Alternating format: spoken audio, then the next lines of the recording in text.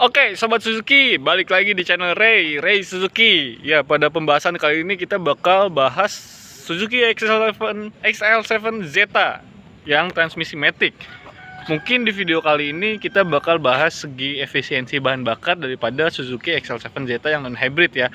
Mungkin dari kalian yang merasa kayaknya saya pengen XL7 nih, cuman menurut saya hybrid saya masih belum terlalu perlu karena memang hybridnya beda ya, dalam tanda kutip. Ya, mungkin ini bisa jadi salah satu pertimbangan kalian dalam pembelian XL7 Zeta transmisi AT ya. Matic ini masih menggunakan matic konvensional yang pasti secara torsi ini lebih baik dibanding dengan CVT dan juga perawatannya lebih efisien pula ya dibanding dengan transmisi CVT.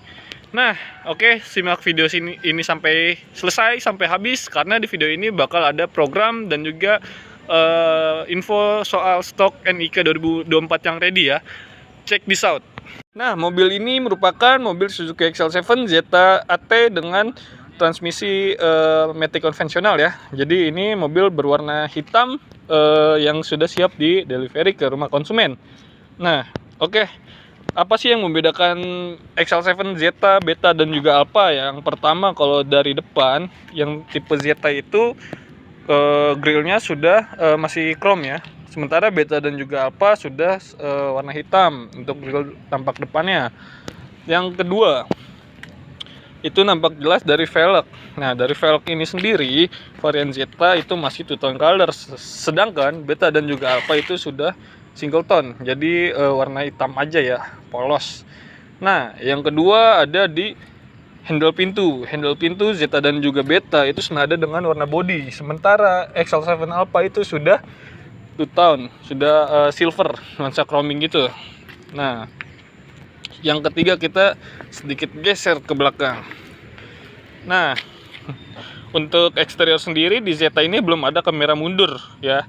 Kamera mundur hanya terdapat di Beta dan juga Alpha guys. Tapi di XL7 Zeta ini sudah terdapat sensor parkir, ada 2 titik. Nah, oke, pertama dari eksterior seperti itu, dan juga belum ada emblem hybrid karena memang mobil ini belum disertakan dengan mesin hybrid ya. Jadi itu yang jadi pembeda di eksterior secara singkatnya guys. Nah, untuk interior sih nggak ada beda jauh ya, head unitnya masih sama, kita bakal bahas secara singkat di dalam nanti. Tapi untuk eksterior sendiri ini nggak ada jauh beda dengan Beta dan juga Alpha. Malah untuk Beta sendiri dan juga Zeta itu hampir memiliki kemiripan selain di kamera mundur dan juga velg dan juga ini ya, grill depan ya. Jadi sekilas sama aja karena talang air dan juga spoiler itu hanya terdapat pada varian Alpha. Nah, sekarang kita bakal bahas sedikit interiornya ya. Check this out. Oke, sekarang kita udah ada di interior dari mobil Suzuki XL7 Zeta. Apa sih pembeda dari XL7 Zeta dan juga Beta dan juga Alpha ya? Yang pasti pertama, hybrid ini udah nggak ada ya. Secara mesin, spesifikasi mesin belum ada. Tetapi yang jadi pembeda yang paling colok menurut Ray yaitu ada di sini e-mirror, di sini nggak ada kamera mundur, dan juga di sini. Jadi kalau di Beta dan juga Alpha itu ada switch control dan juga cruise control. Nah, di varian Zeta ini belum terdapat cruise control guys. Tetapi ini bukan jadi satu pertimbangan juga ya, karena mungkin di dalam kota ataupun luar kota kita biasanya orang-orang kita itu cukup jarang menggunakan fitur cruise control ini sendiri ya. Entah kenapa, Ray juga nggak tahu sebabnya.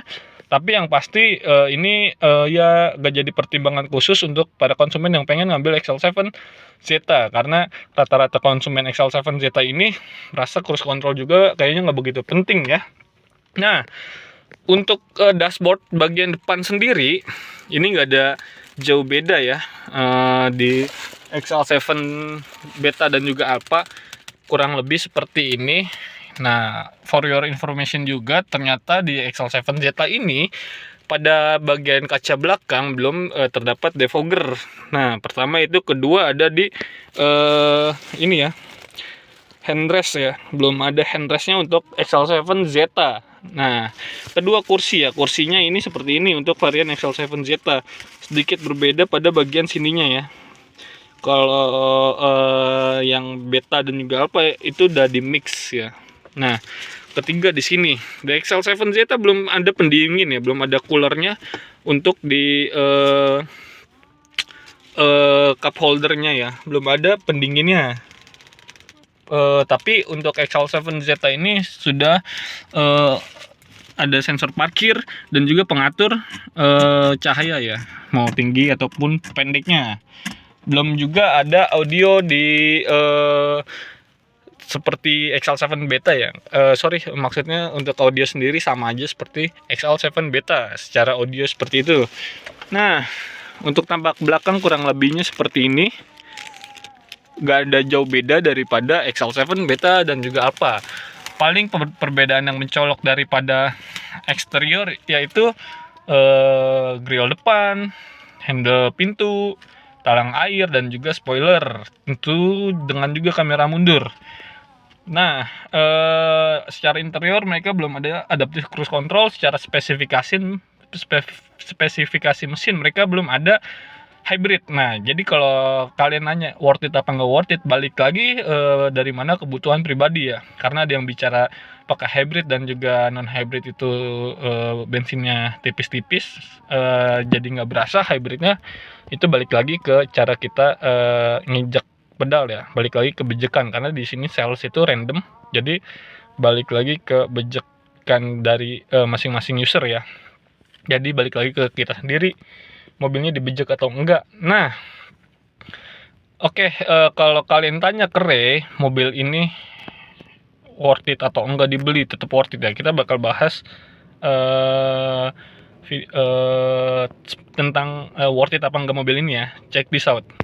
Nah, kalau kalian tanya ke Ray untuk mobil ini worth it to buy atau enggak, dari Ray sendiri balik lagi bagaimana kebutuhan kalian ya. Karena bicara soal kebutuhan itu sifatnya tentatif guys. Tapi kalau kalian merasa hybrid ini gak terlalu berpengaruh di XL7 dengan juga adaptive cruise control itu sendiri gak berpengaruh di kalian, ini bisa jadi salah satu opsi ya.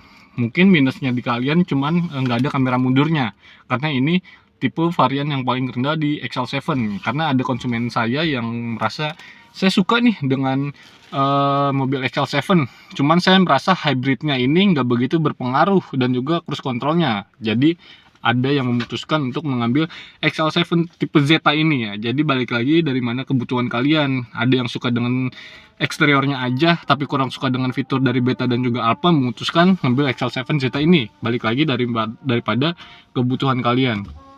Jadi kalau menurut Ray, worth it aja ya kalau kalian ngincar secara look by eksterior, karena ini memang cukup bagus, sangat bagus untuk di kelasnya low SUV atau low MPV ya guys. Tapi kalau kalian pengen yang tipe saya pengen ada kamera mundurnya dan juga cruise controlnya, kalian bisa ngambil varian Beta karena selisihnya gak jauh ya, gak jauh juga, cukup sedang untuk selisihnya. Ini kalian bisa ngambil opsi pada varian yang Beta, karena menurut varian Beta ini cukup balance ya.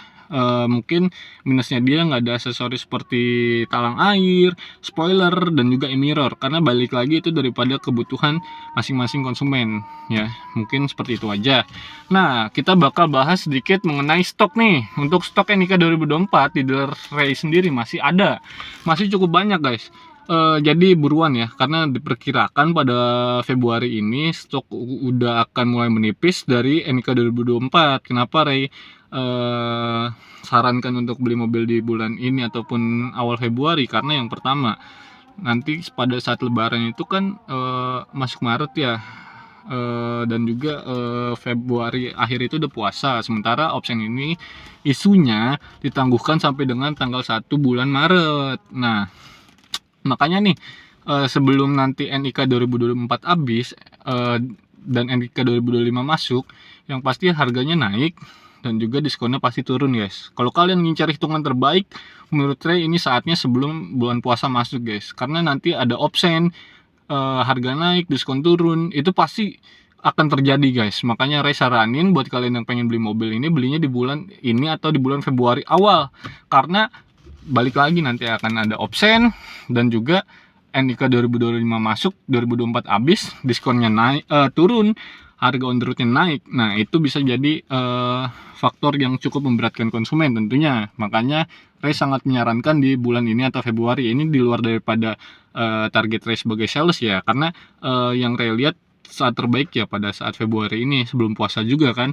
Jadi pada saat lebaran ataupun bulan puasa STNK udah jadi, kalian bisa bawa-bawa mobilnya. Seperti itu guys, balik ke keuntungan atau benefit si konsumen itu sendiri ya. Terserah kalian mau menerimanya secara dari sudut pandang konsumen, atau kalian ingin lihat dari sudut pandang Ray sebagai sales mengenai target penjualan. Karena ini balik lagi saran Ray ke konsumen, karena saran itu ada yang diterima dengan baik, ada juga yang dikritik. Itu balik lagi ke keputusan konsumen. Terkait program, untuk hitungan sama aja, intinya Ray bisa memberikan hitungan terbaik untuk kalian. Untuk diskon Ray bisa fight diskon untuk kalian juga, karena yang pasti Ray pengen jualan, kalian ingin beli mobil, yang pasti Ray bakal kasih harga terbaik untuk konsumen Ray tentunya. Nah oke, untuk program semua sama aja ya. Kalian bisa WhatsApp Ray di nomor 0819 0669 7706 buat konsultasi dan lain sebagainya. Mungkin dari Ray seperti itu aja videonya, singkat saja. Apabila ada yang ingin dikritik, saran dan lain sebagainya, bisa kalian tulis di kolom komentar. Bila kalian suka dengan video Ray, bisa kalian like dan juga di subscribe ya, jangan lupa. Nah yang pasti program yang Ray sampaikan ini berlaku di Jabodetabek ya, Jabodetabek, Serang dan juga Karawang. Pokoknya yang platnya BATF ya, BATF ya. Makanya buruan nih diproses pembelian mobil Suzuki-nya. Mungkin video dari Ray singkat saja, kurang lebihnya mohon maaf. Bila ada salah-salah kata mohon dimaafkan. Thank you, see you on the next video.